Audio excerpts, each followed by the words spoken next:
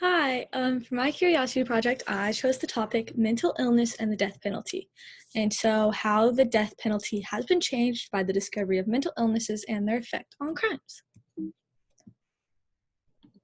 So, what will you learn? You will learn how mental illness has changed laws about the death penalty, why mental illness is an important thing to discover in court cases, what the main response is when a mental illness is proven evident in a court case, what impact mental illness has had on forensics, what new developments there have been since the beginning of the century, and about certain events that reveal mental illnesses and their effect on the death penalty. So, has mental illness changed laws about the death penalty? Yes, it has. In the 1840s, the Manhattan Rules came to be, and that states that a person must be assumed sane until proven otherwise. The same concept as assumed innocent until proven guilty. And the American Bar Association passed Resolution 122A, exempting those with severe mental illness from the death penalty on August 8, 2006. And along with that, an almost identical resolution has been endorsed by the American Psychiatric Association, the American Psychological Association, and the National Alliance for the Mentally Ill. In addition, the American Psychiatric Association, the American Psychological Association, the National Alliance for the Mentally Ill, and the American Bar Association have endorsed resolutions calling for an exemption of the severely mental ill. So, just to say that people are now realizing that not only do severe mental illnesses need to be exempt, but also regular mental illnesses too. So why is mental illness an important thing to discover in court cases? Well, obviously it's considered morally wrong to murder a mentally ill person, even if the mental illness is discovered after they've been executed. And the knowledge of mental illnesses in society is greatly growing, which calls for a higher knowledge of mental illnesses in the court system as well. Many people have been proven innocent after execution, especially when a mental illness is found, and which made them incompetent. So that just means that they weren't able to get a grasp on reality. And before a case is brought to trial, all members of the jury must be unbiased about the death penalty so that way they can assess the case with no limitations. This also means they must be able to see the importance of this mental illness as well, whatever that may be. The picture in this screen is of an execution bed. And as you can see in this corner over here, there's a little viewing window so people can watch as well. And so they strap them down and their arms are held out on these little armbands over here. And so this is usually for a lethal injection type of execution. So what is the main response when a mental illness is proven evident in a court case? Well, like I said earlier, it's agreed upon that punishing a mental ill person by death is morally wrong. So these court systems must be careful to uphold the public's trust. Because if a court system messes up too many times, obviously the society is not going to support them. And the jury requests a test to see if the defendant is competent enough to stand trial. If they are not, then they are waived from the death penalty, since being incompetent is a severe mental illness. And people often feel like these are the cases to give up on, but these cases and these people are the ones who need our loyalty more than others. So, what impact has mental illness had on forensics? The death penalty does not act as a deterrent to murder, which most people believe it does.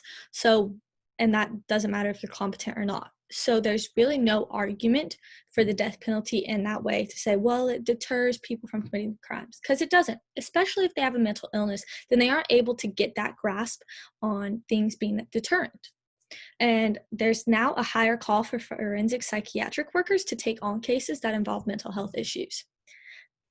Because the ability to monitor mental health in the patient heavily relies on patients self-reporting and what a doctor is able to see during their one-on-one appointment, which are very short and very spread out. So if a person has a mental illness, they're most likely not going to be able to self-diagnose, especially if they are in jail. And if it's a severe mental illness, then, it might be more evident in a one-on-one appointment, but it's really not. And so we really just need more workers willing to make these steps approachable. And so this meme down here, so the person on the deathbed, like I showed in the last picture, says, "I'm innocent."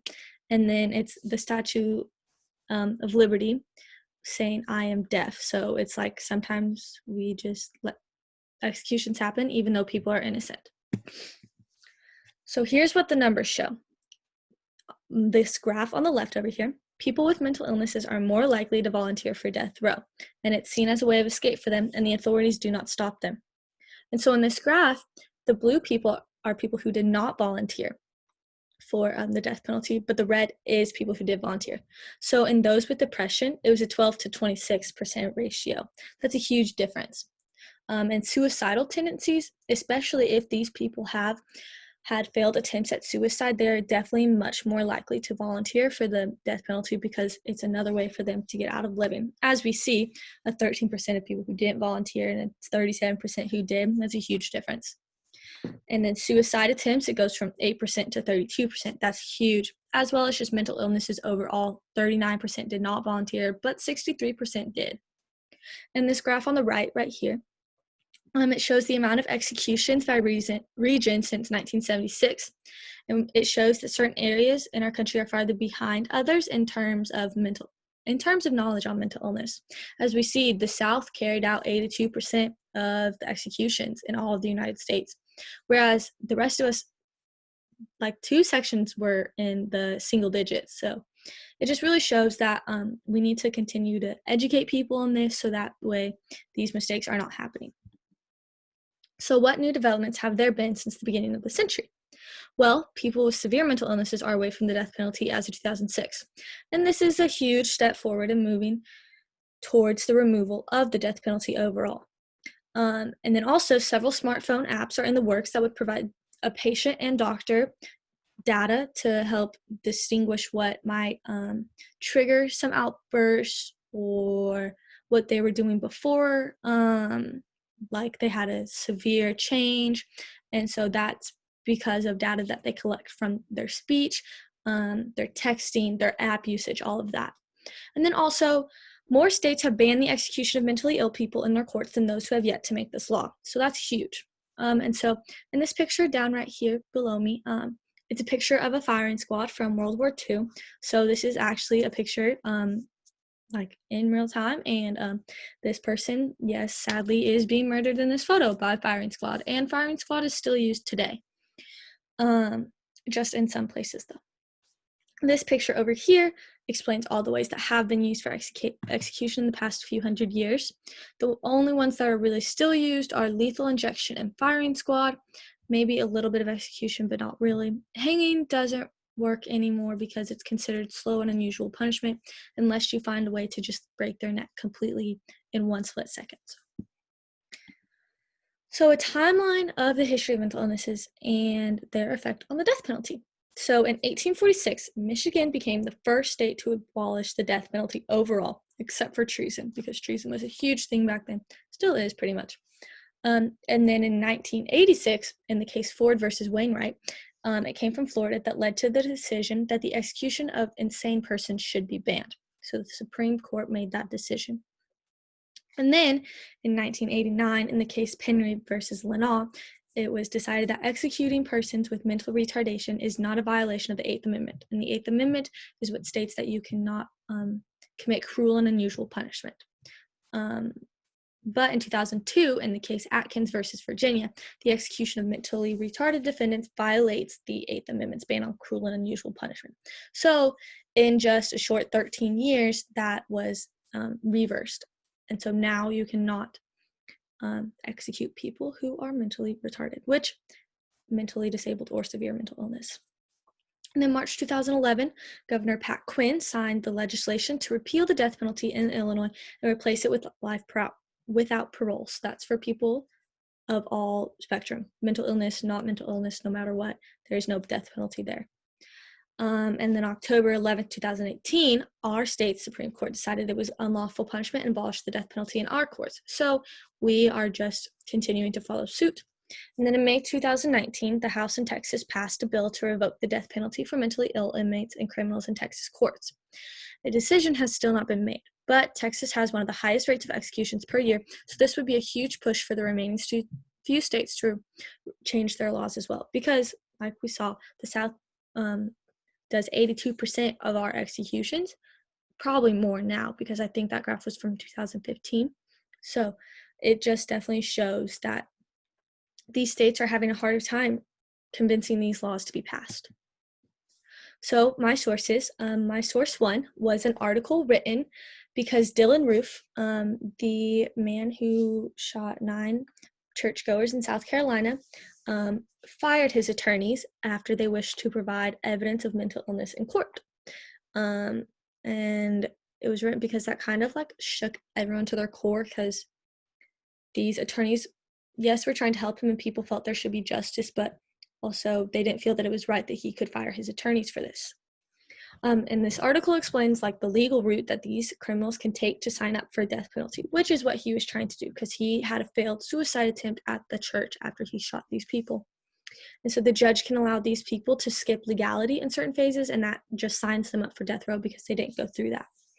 It also explains how it's very rare that someone without a mental illness would volunteer for this, but it's common in those with mental illness who are facing the death penalty.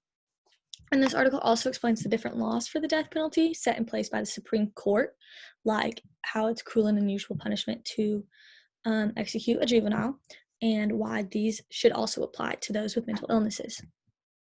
So here is a world map of the use of capital punishment or execution as of 26th March 2019. So the red is the retentionist countries, which are 56. And so those are countries who are still performing executions. As you can see, it's only a few first world countries, and that's us and China, really, and then Japan. But other than that, it's really second and third world countries who are doing this.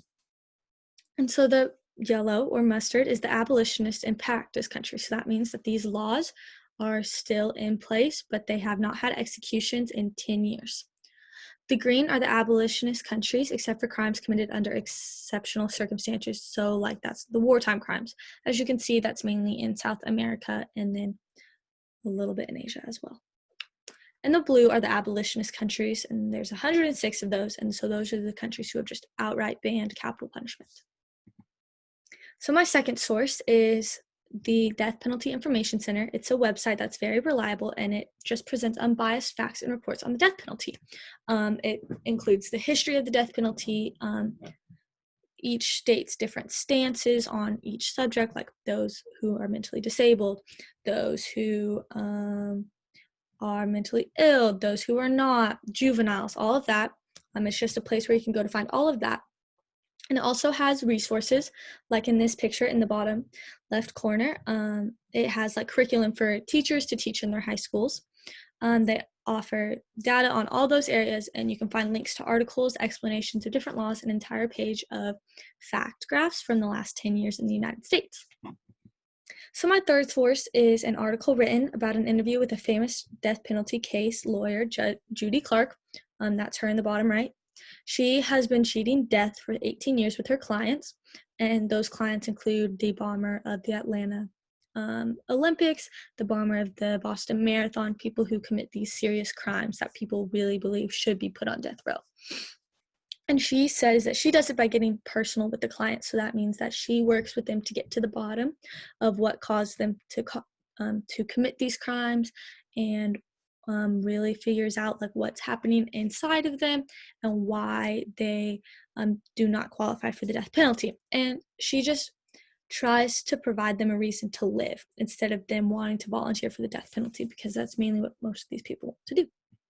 And so these are the rest of my sources. Thank you.